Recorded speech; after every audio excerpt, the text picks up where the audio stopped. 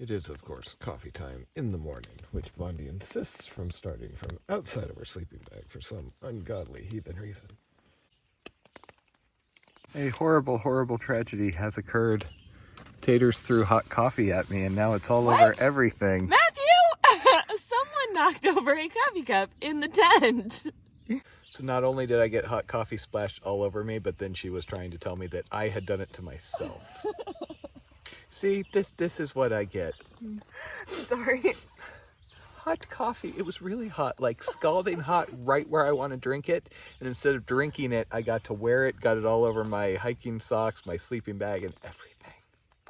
So we basically have a clear run for the next 45 miles or so to Waynesboro. Weather is cooler, which is good, still humid, and the rain's supposed to come off and on. Unfortunately, everything is, pretty much soaked.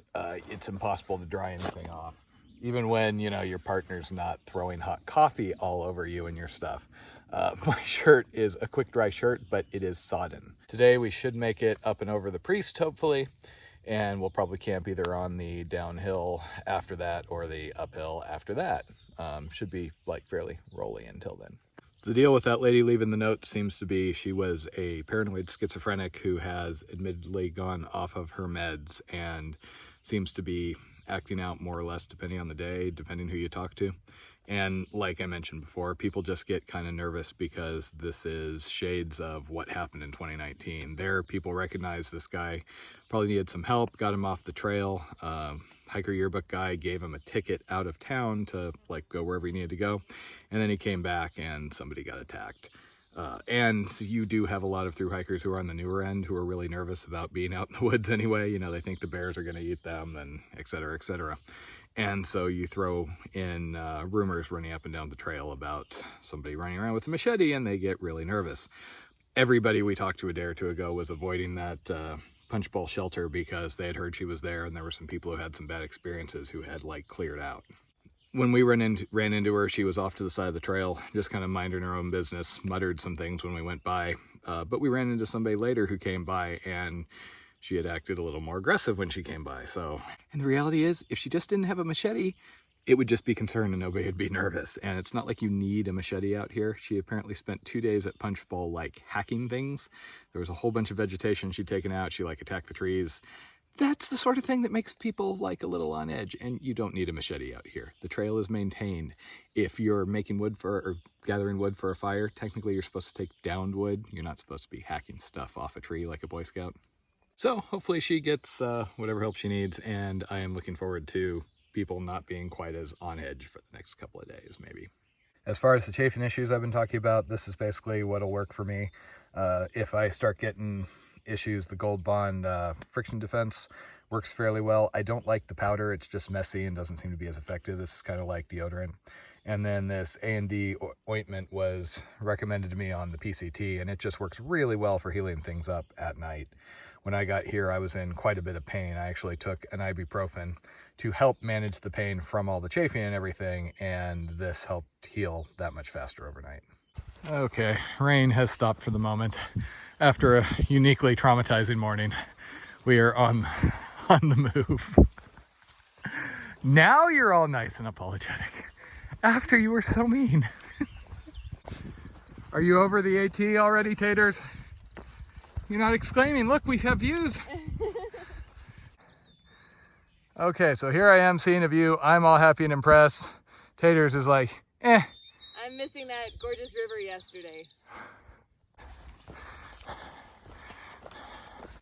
Okay, so we got thunder off in the background, but we were just gonna hit, there's a pipe spring here, fill up for the rest of the day. Okay, so unattended trail magic, hiker box sort of thing, very, very bad out here, very dangerous in bear country, etc., etc. However, every now and then you make a score.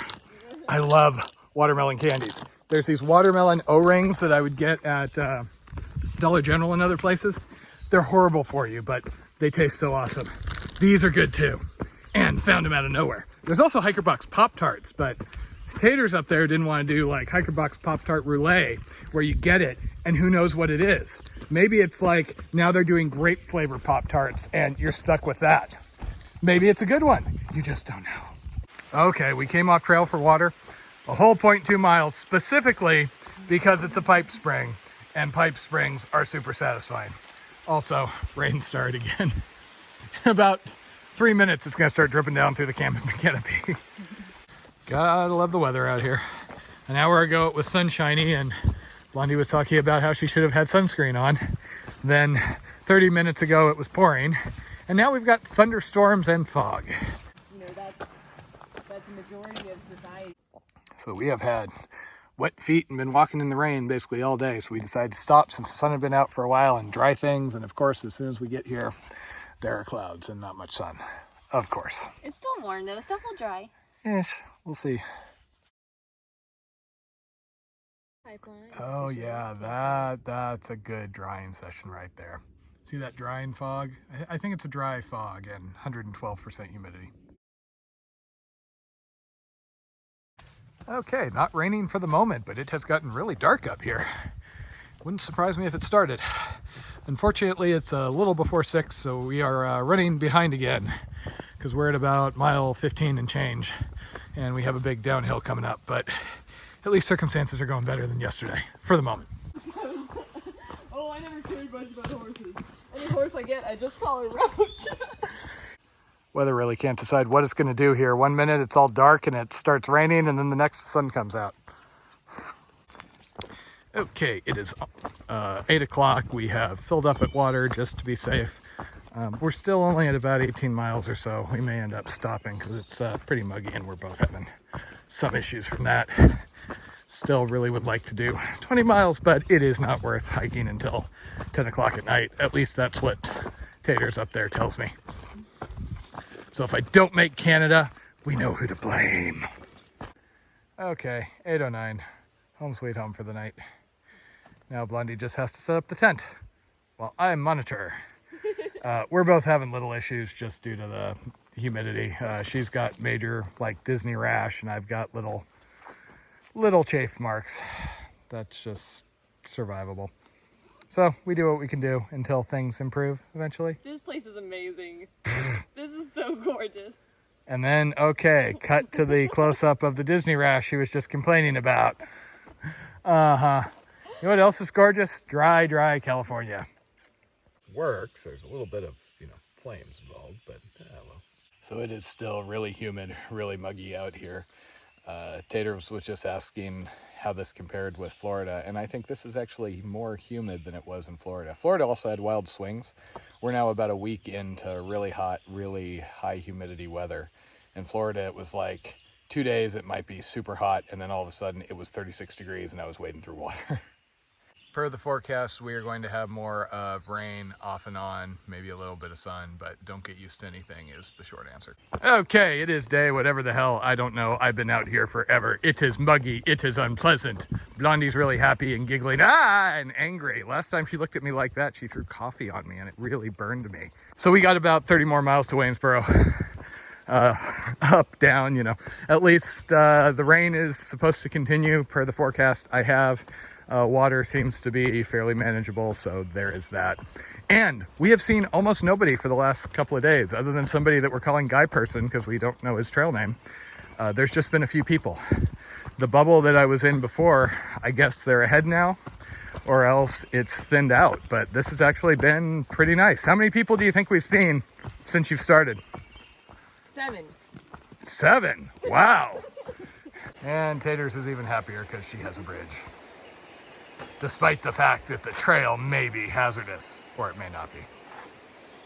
So yeah, my Patagonia baggies have had so much trouble with not drying out. I have officially given up and I'm just running around in my Under Armour compression shorts underwear. Apologies to polite society. So this is another one of those cases where the trail goes up and over a mountain. And technically, you could take this side trail and it's shortcuts, but the problem with that is at some point it's like, well, why be on the trail? You could just walk the roads. Why walk the roads? You could just yellow blaze. Why come out at all? You can just watch YouTube for people who are actually watching the trail. But what do I know? I'm just a stupid purist. Can you see the eye roll of that lady up there? Rats! There's a waterfall! Oh, this this is the magical spot. So if you're having trouble seeing the waterfall at home, let's zoom in. Or not zoomed in far enough? Let's zoom in further. There we go. Basically, I could dump my Nalgene bottle out and it would be about that size. But Blondie's happy, so. So you might notice, no taters. What happened? She's actually wanting to listen to the latest Expeditionary Force, aka Skippy book. And generally I hike a little bit faster than her, so we're not always in lockstep. I've been hiking behind her for the last 3 or so days since she joined me, just so I wouldn't accidentally outpace her. We generally will decide on a point a couple of miles ahead and then go at whatever pace. That way I can go ahead, but then stop and, get on the internet and post on Instagram, stuff like that. And she can just kind of plod along. Also, she does weird stuff like stop to drink water and eat, whereas I tend to be, have to go. Really, really humid. I am just drenched in sweat. Fun climb though. Pretty much impossible to keep the lenses clear now.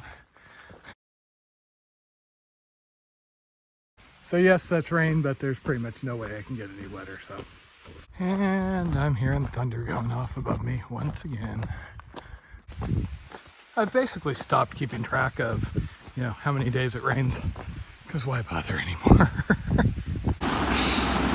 Ah, yay, life on the AT. Come back. Oh, it's empty. I'll throw it away. Okay, so the guy in the frog togs over there, Matt, has been following me since Florida and wanted to come meet me. He's renting a cabin up in the area.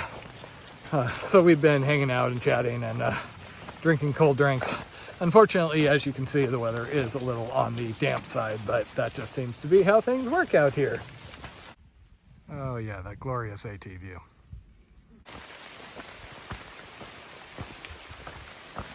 So, forecast said rain for a bit, and then it was going to tail off. Now it says it's going to rain basically all night, and there's flood watch. Fun times. Pretty much everything is wet. It has rained all night, and according to both weather apps I have, there is no rain. It's all in your imagination.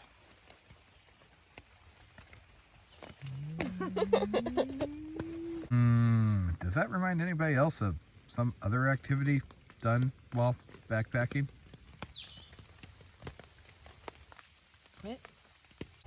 I spend mornings working on videos. Taters is spending mornings watching herself on previous videos. Thanks everyone for being nice. So I am used to inaccurate, weather forecasts since I've been doing this hike. But literally this morning it shows 0% chance of rain, and it has been raining on us all night. Radar doesn't show anything either, so I don't know where the moisture is coming from. We only have 10 miles into Waynesboro, which is nice, but we have to pack away everything wet, which is not nice. And we have to put on wet things, which is very much not nice. But Taters is still smiling, so everything is good. I'm in dry things for the moment. So our campsite last night, we set up in kind of a rush, and then once we're in the tent with the rain coming down, you notice all these like sharp nodules, big roots, etc. But we made it work, ish. It was cozy. So Blondie, what has been the best thing of this entire section? All the little orange salamanders. She almost stepped on one yesterday, and I like went after him. I'm like, oh no, I hope he's okay. She didn't even notice him, but it's okay because he was only bright orange. Yeah. Okay, so it did actually work out delaying a little bit this morning because the rain has stopped, and now it's mostly just fog and the occasional wind gust knocking drops off the trees. Yesterday was really a trip because, in the morning it was, sunny off and on. It was just so hot and humid. I literally felt like I had sheets of sweat going down my legs. And then by midday, the rain shows up, and at first it's like, oh, that's nice. And then it gets hard, and then it just kept going until all the sweat was washed off. So we probably smell better than we have in days. What's the matter, Blondie? I went to there, 30 feet away last night looking for water, and decided that I had to call it somewhere, so that was the point where I was going to call it. If I had continued another 50 feet, there is a piped spring with water flowing right there. And we wouldn't have woken up with headaches because we drank wine without any water. And Blondie wouldn't have had to drink wine for breakfast because there was no water.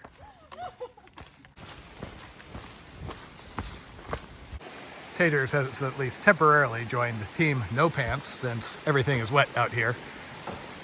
And she is currently enjoying how magical the drainage is.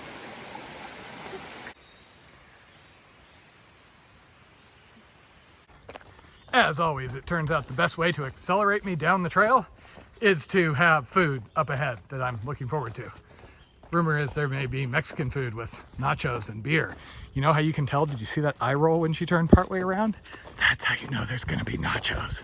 But it's okay, because before I started this trip, I secured a text message that's like a doctor's note, which said I was allowed to order as many nachos as I wanted. We'll put that in the video. See, she knows. It's like a doctor's note. It's legally binding. I have it saved on my phone. You know, there's so many things you can do while through hiking that just become normalized. And then you have to remember when you go back to civilization that that doesn't fly. Kind of like right now. Keep telling Taters back there, oh yeah, before we get a ride, before we go into Mexican food, I'm gonna have to put pants on. You know, once the rain stopped, right about when we left at 9:30, this has been the nicest morning in like a week. Humidity is down to reasonable levels. We've had a little bit of a breeze. We're overcast. We're not getting drenched. I'd swear that's like an overgrown Whataburger. Okay, we are currently trying to get a hitch into Waynesboro. We will see how this goes. Blondie is currently out there working as hitch bait and not doing so well. From like Mexico to Canada on the west coast. Well, the good news is I have successfully saved Blondie from alcoholism by consuming all 4 or so of the Modelo's before she could get to them. I feel like I'm really a giver today.